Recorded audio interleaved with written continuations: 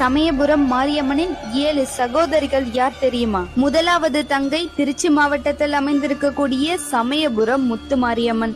இந்த மாரியம்மன் பல நோய்களை போக்கும் கசப்பு சுவையுடைய வேப்ப மரத்தை கொண்டு தன் பக்தர்களை காத்து வருகிறாள். இரண்டாவது தங்கை திருச்சி மாவட்டம் லால்குடியை சேர்ந்த அன்பில் முத்து மாரியம்மன். இந்த கோவிலில் கண் குறைபாடு உள்ளவர்களுக்கு பூசாரியால் பச்சிலை மூலிகளாலான சாறு கண்களில் பிழிந்துவிடப்படுகிறது. இந்த மாரியம்மனின் சக்தியால் ஏராளமான பக்தர்களின் குறைபாடு நீக்கப்பட்டுள்ளது. மூன்றாவது தஞ்சைக்கு கிழக்கே உள்ள புன்னைநல்லூர் முத்து மாரியம்மன். தஞ்சையை ஆண்ட சோழ பேரரசர்கள் தஞ்சையை சுற்றிலும் 8 திக்குகளும் எண்வகை சக்திகளை காவல் தெய்வமாக அமைத்தார். அவ்வாறு அமைக்கப்பட்ட சக்தியே புன்னைநல்லூர் மாரியம்மன். அம்மையால் பாதிக்கப்பட்டவர்கள் பிரார்த்தனைக்காக இங்கு தங்கியிருந்து குணமடைந்து செல்கின்றனர். அடுத்தது புதுக்கோட்டை மாவட்டத்தில் நார்த்தமலை என்கின்ற ஊரில் அமைந்துள்ள நார்த்தமலை முத்து மாரியம்மன். நீண்ட காலமாக உடலில் பல வியாதிகள் ஏற்பட்டு அவதிப்படுபவர்கள் இக்கோவிலில் அக்கனி காவடி எடுத்து வழிபட நோய்கள் தீருவதாக பக்தர்கள் கூறுகின்றனர்.